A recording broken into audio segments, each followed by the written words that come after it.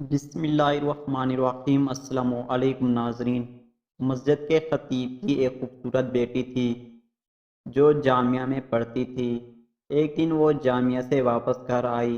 گاڑی سے اترتے وقت ایک لڑکے نے اس کا چہرہ دیکھ لیا۔ لڑکی بہت حسین و جمیل تھی۔ لڑکے کو پسند آئی۔ اس نے پتہ کیا، لڑکی خطیب صاحب کی بیٹی تھی۔ لڑکے نے اسی دن سے صف اول میں نماز پڑھنے کا اہتمام شروع کیا۔ اذان سنتے ہی وہ مسجد کے دروازے پر پہنچ جاتا۔ نماز تک تلاوت قرآن میں مشغول رہتا تھا۔ 6-7 مہینے تک وہ اسی معمولات کا پابند رہا۔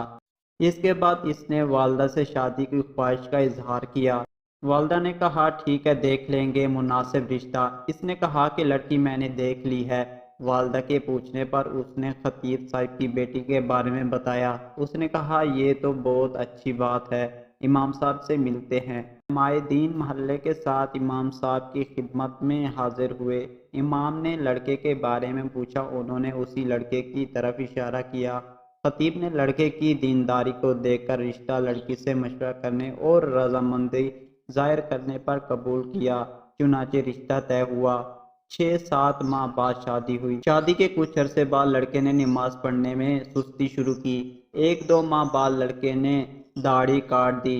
گھر آنے پر لڑکی نے سخت ناراضگی کا اظہار کیا۔ اس نے کہا کہ یہ نمازیں تو میں تمہیں حاصل کرنے کے لیے پڑھ رہا تھا، اب مقصد حاصل ہو چکا ہے، اب کیا ضرورت۔ لڑکی یہ سن کر بہت افسردہ خاطر ہوئی اور جا کر والد صاحب سے کہا کہ اس بے دین کے ساتھ ایک دن بھی نہیں رہنا چاہتی۔ یہ معاملہ محکمہ عدل تک پہنچ گیا۔ قاضی نے دونوں میں تفریق کا فیصلہ کیا۔ لڑکا بہت پریشان ہوا۔ اس نے بہت کوشش کی لیکن لڑکی کو دوبارہ نہ پا سکا۔ لڑکے نے ایک جادوگر گروہ سے مدد حاصل کرنے کا فیصلہ کیا۔ جادوگر نے بڑے رقم ادا کرنے کا مطالبہ کیا۔ لڑکے نے سارے پیسے پیشگی ادا کیے۔ کچھ دن گزرنے کے بعد دوبارہ جادوگر نے مزید پیسوں کا مطالبہ کیا۔ لڑکے نے فی الفور وہ بھی ادا کیے اور کہا کہ کام ہو جانا چاہیے، پیسوں کا فکر نہ کرے۔ 1 ماہ کے بعد جادوگر لڑکے کو بتایا، آ جاؤ اپنے پیسے لے جا، تمہارا کام کسی صورت میں ممکن نہیں ہے۔ جب وہ لڑکا جادوگر کے کمرے میں پہنچا تو جادوگر ایک بڑا چاقو ہاتھ میں لیے کھڑا ہے۔ لڑکے نے حیرت زدہ انداز میں پوچھا، یہ کیا کر رہے ہو؟ جادوگر نے کہا، مجھے قتل کر دو ورنہ 2 قتل کر دیے جائیں گے۔ لڑکے نے کہا میں یہ نہیں کر سکتا، لہٰذا میرے پیسے دے دو۔ اس نے پیسے دیے۔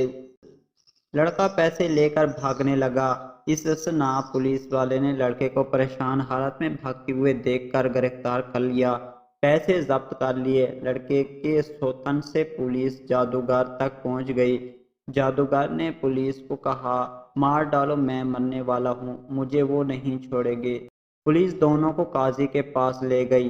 قاضی کو جادوگر نے پوری کہانی سنائی۔ ہم استماد اتباع الشیاطین کے ذریعے جادو کا عمل کرتے ہیں اور کامیاب ہو جاتے ہیں، لیکن اس لڑکی پر جب میں نے یہ عمل کیا اور شیطانوں سے مدد حاصل کی تو اس گھر کی حفاظت پر فرشتے مامور تھے۔ پھر میں نے دوسرا عمل کیا، تب بھی فرشتے مامور تھے، لیکن پہلے سے تعداد میں زیادہ۔ اس کے بعد میں نے رئیس الشیاطین سے مدد لینے کی کوشش کی۔